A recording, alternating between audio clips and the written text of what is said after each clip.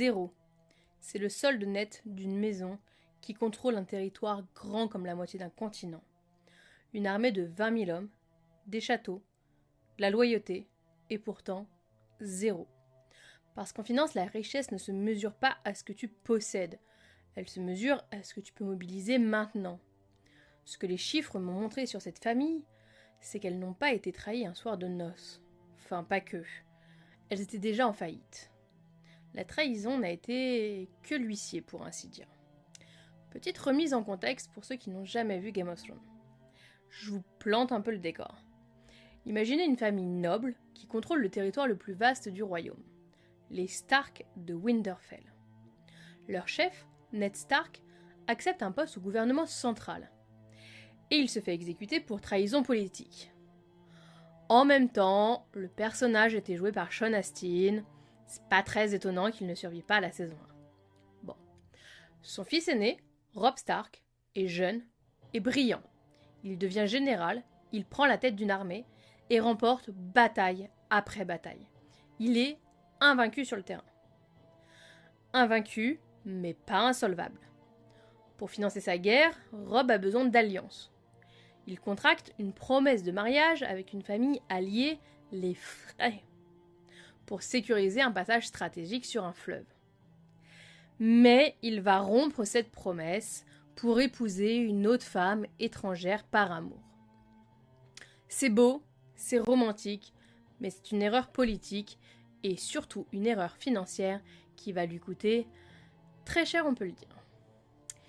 Pour réparer l'affront, il accepte d'assister au mariage de son oncle, Edmond Tully, avec une fille Frey. Un banquet, une réconciliation officielle. Mais ce banquet s'appelle les Noces pourpres et il a traumatisé les fans. Mais bon, je vous en dirai plus un peu plus tard. Alors d'où vient le problème exactement de cette famille ? On va rembobiner un petit peu. On va regarder le bilan de départ, pas celui qu'on voit dans la série, pas celui que les bardes pourraient chanter, mais celui qu'un auditeur financier verrait et auquel il s'intéresserait. L'actif immobilisé des Stark est colossal. Des terres, une forteresse, des droits seigneuriaux sur des centaines de villages. Sur le papier, cette maison est une puissance foncière. Mais voilà le problème. En comptabilité et en analyse financière, on va distinguer deux types de richesses. La richesse patrimoniale, ce que vous possédez vous, et la liquidité, ce que vous êtes en capacité de dépenser demain matin. Une entreprise peut donc ainsi être assise sur des millions d'euros d'actifs immobiliers et à la fois être incapable de payer ses fournisseurs le 30 du mois. C'est ce qu'on appelle une crise de liquidité. Et c'est exactement la structure de départ de la maison Stark. C'est précisément aussi le paradoxe des États confédérés américains pendant la guerre de sécession. Propriétaires de millions d'hectares de plantations, richesse foncière immense, mais économie très peu monétisée, dépendante du troc et du crédit extérieur. En 1864, le dollar confédéré perd 92% de sa valeur. Pas parce que le Sud manquait de terre, mais parce qu'il manquait de cash. Et peut-être un peu de neurones. Bon, revenons au Nord, le vrai Nord de Game of Thrones. Ce Nord-là, les Stark, c'est un géant au pied de papier-monnaie. Et personne dans la famille ne semble l'avoir vu venir. Alors, premier choc, c'est pas un choc financier, c'est pas une bataille, c'est un déménagement. Quand le chef de famille, Ned Stark, quitte son domaine pour rejoindre la capitale sur la demande du roi, il ne part pas seul. Il emmène avec lui des conseillers, des gardes, du personnel, et il génère des dépenses de représentation. Et surtout, il est plus là pour superviser les flux des revenus locaux. En finance publique, ce mécanisme-là s'appelle un effet d'éviction budgétaire. Les ressources administratives sont réorientées vers une priorité politique, ici la cour royale, au détriment de la gestion courante. Résultat, baisse des recettes, hausse des charges, dégradation du solde courant. C'est un mécanisme documenté notamment dans les monarchies médiévales européennes. Quand Philippe IV de France multiplie ses campagnes militaires en Flandre à la fin du XIIIe siècle, ses administrateurs locaux, les baillis, ont signalé des pertes de revenus domaniaux allant jusqu'à 30% dans certaines régions. simplement parce que la supervision centrale était absente. L'État n'était pas appauvri que par la guerre, il s'était aussi appauvri par le vide administratif. Donc, en gros, Winterfell commence à perdre de l'argent dès l'instant où Ned part, avant même que quelqu'un ne tire une seule flèche. Bon, on arrive au moment le plus spectaculaire et le plus révélateur. On part en guerre. Et une armée qui marche, ça coûte. Pas juste métaphoriquement, concrètement, au quotidien. Chaque homme mobilisé, c'est un paysan en moins dans les champs. C'est une récolte en moins, même si les femmes peuvent les remplacer. C'est un impôt en moins à la fin de la saison. Et c'est en même temps un homme à nourrir, à équiper et à déplacer sur des centaines de kilomètres. En gestion financière, on utilise un concept qui s'appelle le cash burn rate, le taux de consommation de trésorerie. C'est un indicateur qu'on regarde très souvent chez une start-up pour savoir combien de mois elle peut survivre avant de manquer de cash. Ici, on est face au même calcul, mais dans la fiction. Une armée médiévale en campagne, c'est une start-up qui brûle du capital sans générer de revenus. Et le runway, la piste avant l'écrasement, elle est beaucoup plus courte qu'on ne le pense. Il y a un historien économiste qui s'est intéressé aux guerres bourguignonnes du XVe siècle, Jean Luyten van Zanden, qui a estimé que quand Philippe le Bon partait en campagne, chaque campagne lui coûtait l'équivalent de 3 à 4 années de revenus domaniaux ordinaires. Les maisons qui survivaient étaient donc celles qui avaient accès plutôt au crédit des banquiers italiens. Celles qui n'y avaient pas accès liquidaient leurs actifs fonciers et puis partaient. Donc bref, l'armée des Stark, c'est pas forcément une force, c'est plutôt une horloge et le compte à rebours a commencé le jour où elle a quitté Winterfell. Une autre famille très puissante dans Game of Thrones, c'est les Lannister. Et ils n'ont pas juste de l'or ou plus d'or, ils ont un système bancaire. On parle souvent de la richesse des Lannister comme d'un avantage quantitatif. Mais c'est un peu naïf. L'avantage réel des Lannister, c'est pas forcément que l'or. C'est surtout l'accès au crédit. Et ça, c'est une différence fondamentale. En finance d'entreprise, on va distinguer la richesse nette, donc ce que vous avez, et la capacité de financement. Ce que vous êtes en capacité de lever sur les marchés financiers par exemple, ou auprès d'institutions comme les banques. Un acteur avec moins d'actifs, mais un meilleur accès au crédit, peut généralement systématiquement surpasser un acteur plus riche en patrimoine. C'est ce qu'on appelle une asymétrie de levier financier. Et dans cette guerre, cette asymétrie, elle est fatale. Par exemple, les Médicis de Florence ne finançaient pas les guerres avec leur propre or. Ils finançaient les guerres des autres. Et ils se remboursaient ensuite avec des concessions commerciales, des droits fiscaux, des terres. Par exemple, les Médicis ont financé Francesco Sforza pour sa conquête de Milan. Et ensuite, ils ont récupéré le monopole des recettes fiscales milanaises en guise de remboursement. La guerre était un instrument financier, pas une dépense, mais un investissement. Et une maison qui peut financer la guerre d'un ennemi peut aussi financer sa trahison. Et là, c'est une option financière que l'adversaire n'a pas forcément les moyens d'exercer en retour. Et puis, il y a un autre problème pour les Stark. C'est que pendant que l'armée brûle du cash, il y a un deuxième front qui s'ouvre. Plus invisible, plus silencieux, mais tout aussi dévastateur. La guerre dans le Conflent détruit des silos, bloque des routes commerciales, ravage des champs, et l'offre de grains s'effondre pendant que la demande militaire, elle explose. Donc c'est un mécanisme d'inflation par les coûts, couplé à un choc d'offres négatifs. Quand la production chute brutalement alors que la demande reste rigide, au même niveau, parce qu'une armée doit manger quoi qu'il arrive, les prix vont s'envoler.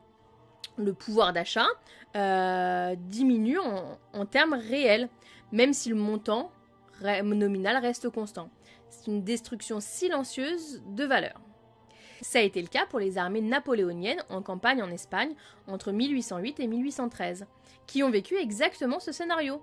Les intendants militaires français rapportaient que le prix du quintal de blé avait été multiplié par 4 à 6 dans certaines provinces en l'espace de 18 mois, simplement à cause de la désorganisation des marchés locaux. Et pendant tout ce temps, il y a à Winterfell une autre ligne sur le bilan que personne ne regarde. Une dépense fixe, incompressible, permanente. Un mur. Des centaines de kilomètres. Des hommes à entretenir. En analyse financière, on appelle ça un actif non productif. Un asset qui mobilise des ressources sans générer de flux de revenus. Dans un bilan sain, on peut se permettre ce genre de charge. Mais dans un bilan sous tension, c'est une hémorragie supplémentaire qu'on ne peut pas compenser. Si on refait une analogie avec le monde réel, c'est le cas de la ligne Maginot française. Entre 1929 et 1936, la France dépense l'équivalent de 3 milliards de francs de l'époque pour construire un système de fortification. Pas de rendement fiscal, pas de capacité offensive. Et quand la guerre a éclaté, l'Allemagne a simplement contourné. Bon, un actif stratégique qui s'est révélé être un passif pur. On a deux hémorragies simultanées, l'une par les prix, l'autre par les pierres, ou la glace, et aucun mécanisme de compensation. Et là, on va arriver à la fameuse scène, saison 3, épisode 9, les pluies de Castamere. Tout le monde connaît, si ce n'est l'épisode, au moins l'histoire de cet épisode. C'est une alliance militaire qui se brise à ce moment-là avec la disparition d'un chef de guerre, Robb Stark. Mais on pourrait presque dire que, à ce moment-là, le meurtre sanglant qui a lieu n'est pas simplement juste une trahison, mais bien une procédure collective. Parce que, si vous vous rappelez bien, Bolton, quand il tue Robb, il va lui dire « Les Lannister transmettent leurs salutations ». Et une liquidation judiciaire, ça intervient toujours quand une entité est en état de cessation de paiement. Quand on ne peut plus faire face à son passif exigible, c'est souvent un associé ou un partenaire commercial qui va déclencher la liquidation de la créance. Et là, c'est la même chose. Et ça a été la même chose dans le scénario de l'Argentine en 2001. Un pays avec des actifs réels considérables, des ressources naturelles, du capital humain, de l'infrastructure, mais avec une structure de dette totalement insoutenable. Une perte d'accès au crédit international et une dépendance à des partenaires qui sont devenus hostiles. Donc le défaut souverain du 23 décembre 2001, qui était le plus grand de l'histoire à l'époque, n'est pas arrivé du jour au lendemain. Il y avait même les économistes du FMI qui avaient modélisé l'insolvabilité fonctionnelle 2 ans avant. Donc la crise, c'est juste le moment où l'huissier est entré. Donc la trahison n'a pas juste détruit le chef de guerre et l'empire, elle a vraiment signé le dépôt de bilan d'une structure, d'une famille qui était déjà techniquement insolvable. Mais voilà ce que le bilan ne dit pas toujours. Une liquidation judiciaire, c'est pas forcément une fin. En tout cas, pas dans Game of Thrones. Puisque finalement, les enfants Stark survivants, qui sont dispersés, traqués, donnés pour morts, ils vont réussir à se relever avec 0 armée, 0 trésorerie, 0 réseau. Ils vont passer des années à reconstruire, pas avec de l'or, pas avec des soldats, mais plutôt avec du capital humain, des alliances un peu inattendues, et surtout une capacité de résilience que personne n'avait modélisée. Sansa finira par devenir la première reine indépendante du Nord, en obtenant la seule négociation politique que son père n'avait jamais obtenue, la souveraineté totale du Nord. Arya va accomplir ce qu'aucun autre homme ou soldat n'a réussi à faire auparavant, éliminer le roi de la nuit. Et vous savez très bien ce qui se passe avec Bran, mais nous ne parlerons pas de Bran aujourd'hui.